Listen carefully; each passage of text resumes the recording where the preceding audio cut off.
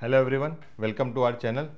आज जिस टॉपिक पे बात करेंगे उसमें दो चीज़ों को मैंने खास इंक्लूड किया है। एक, कब्ज़ का प्रॉब्लम, जो कब्जियात बोलते हैं। बहुत सारे पेशेंट हमारे पास में आते हैं जिनको कब्ज़ का प्रॉब्लम होता है। अब एक तो ये कि कब्ज़ की कौन सी दवा लिखी जाए, और एक घरेलू नुस्खे क्या हो सकते हैं, आप उसमें घर में ऐसा क्या उपाय करें जिससे आपको कब्ज़ ना रहे। हम दोनों ही टॉपिक को डिस्कस करेंगे। सबसे पहले जो डेफिनेशन है आज वो है कब्ज़ किसे कहते हैं।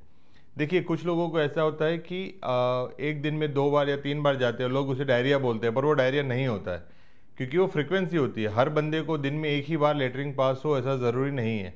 कभी उसको 1 बार, 2 बार, 3 बार हो सकता है। लेकिन अगर जब वो पानी के जैसे होते हैं, मल्टीपल टाइम जाना पड़ता है, तब उसे हम डायरिया की डेफिनेशन देते हैं। उसी तरह कब्जियात की भी अपनी एक परिभाषा है।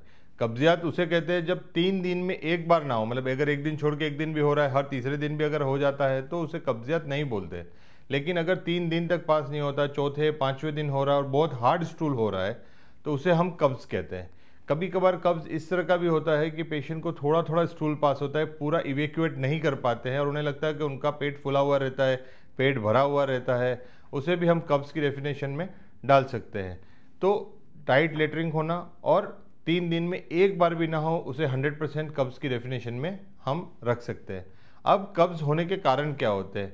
नॉर्मली देखेंगे आप, जो लोग सीडेंट्री लाइफस्टाइल है, जो बैठे रहते हैं पूरा दिन, जिनका चलने का कोई काम नहीं होता, ज़्यादातर उन लोगों को कब्ज़ होता है। दूसरा, बेड रिडन पेशेंट होते हैं, जो बिस्तर में रहते हैं, जो कोई लकवा लगा हुआ है या हार्ट के प्रॉब्लम है या कोई सर्जरी करी हुई है, या आईसीयू के पेशेंट्स हैं जो बेड में सोए रहते हैं। अगेन, उनका कोई मूवमेंट नहीं होता है, वो हिलते डुलते नहीं है, तो उस वजह से उनको कब्ज़ हो जाता है। ताकि इस चीज़ से एक सीखना मिलता है कि अगर कोई इंसान चलता रहेगा, चलने का काम रहेगा, रोज़ वॉक पे जाएगा या एक्सरसाइज करेगा, तो उसे कब्ज़ होने के चांसेस कम हो जाएंगे। ये तो ऐसा है कि जो रूटीन लोग, जिनको कि कोई बीमारी नहीं है, उनकी बात हो रही है। अगर जिनको बीमारी है वो क्या क्या हो सकते हैं? सबसे ज़्यादा आजकल जो तकलीफ है वो थायराइड के प्रॉब्लम है और डायबिटीज़ के प्रॉब्लम है। जिनको हाइपोथायराइड है, जिनको थायराइड फूलने वाला थायराइड लोग बोलते हैं, उस तरह का थायराइड है, उस केस में भी कब्ज़ होता है। लेकिन ये उनको कब्ज़ होता है जिनको प्रॉपर ट्रीटमेंट नहीं मिली है। अगर वो प्रॉपरली ट्रीटेड हाइपोथायराइड है तो शायद उनको कब्ज़ नहीं होगा। उसी तरह से जो डायबिटिक पेशेंट है, प्रोलॉन्ग डायबिटिक होता है, मतलब 10 साल से, 5 साल से, 15 साल से डायबिटीज़ है, उन लोगों को भी आंतड़ों की मूवमेंट कम हो जाती है, जिसको गैस्ट्रोपरेसिस बोलते हैं, और उन लोगों को भी कब्ज़ की तकलीफ हो सकती है। उसके अलावा कुछ बीमारियां भी है, जैसे टीबी हो गया, आपको कोई कैंसर हुआ, कोई और बहुत सारी बीमारियां हैं। बच्चों में जैसे पैदाइशी बच्चों में कब्ज़ होना शुरू, जो हर्स्प्रुंग डिसीज़ बोलते हैं। वैसे बहुत सारी बीमारियां हैं जिनका इस शॉर्ट वीडियो में डिस्कशन करना बहुत मुश्किल है।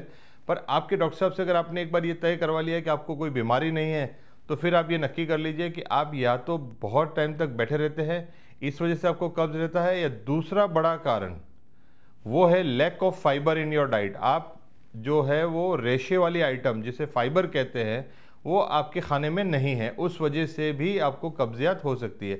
इसको डिटेल में लेने से पहले एक और चीज़ जो है जिससे कब्ज़ हो सकता है, वो है आपकी मेडिकेशन। मतलब अगर आपकी कोई दवाएं चल रही है, उससे भी आपको कब्ज़ हो सकता है। तो जब आप अपने डॉक्टर साहब से मिले तो ये डिस्कशन करना है कि या तो कोई मेडिकल रीज़न है जिसकी वजह से कब्ज़ हो रहा है एक, या फिर कोई दवाएं चल रही है जिसकी वजह से उनको कब्ज़ रहता है। ये दो डिस्कशन आपको खास करके करने चाहिए। अगर ये दोनों ही नहीं है तो फिर एक आपका लाइफस्टाइल, और दूसरा आपकी lack of fibre in your diet, आपकी खाने पीने में फाइबर की कमी होना।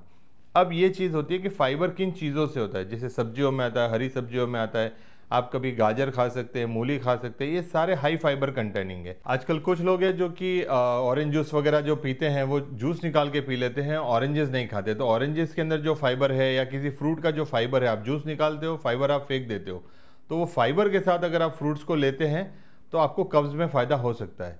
अगर कोई लोग फ्रूट्स नहीं लेते हैं, ग्रीन लीफी वेजिटेबल्स भी नहीं लेते हैं, जो हार्डकोर नॉन वेजिटेरियन है, कभी का नॉन वेज ही खाया हुआ है, या कोई मतलब जैसे कढ़ी बनती है, पलीदा बनता है, ये जो इस तरह की जो कुछ डिशेज़ हैं जिसके अंदर कोई फाइबर नहीं होता है, उन लोगों को अगर क्या ऐसी रेमेडी घर की जाए जिससे कि उनका कब्ज़ दूर हो सकता है।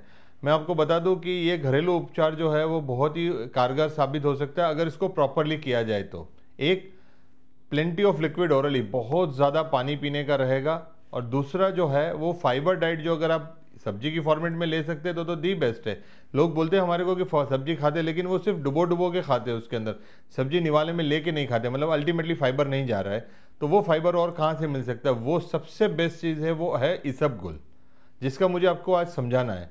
इसबगुल में भी लोग क्या करते हैं, हम किसी से पूछते हैं कि साहब आपने इसबगुल लिया, बोलते हैं हाँ हमने लेते हैं, हम तो रोज़ इसबगुल, पर फिर भी हमें कॉन्स्टिपेशन। एक्चुअली जो है वो कॉन्स्टिपेशन इसलिए हो रहा है कि इसबगुल का क्वांटिटी ही प्रॉपर नहीं जा रहा है। एक छोटा सा चम्मच खा लेते हैं इसबगुल, बोलते हैं हमने इसबगुल खा लिया।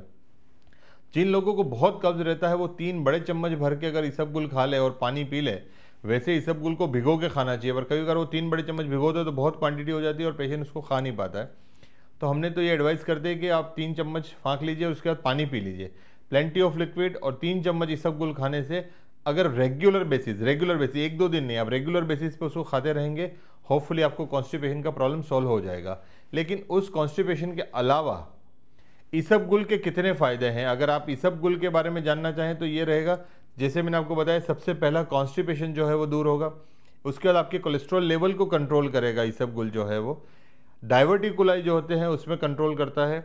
कॉलोन कैंसर जैसे आंतड़ों के कैंसर है उसमें फ़ायदा करता है।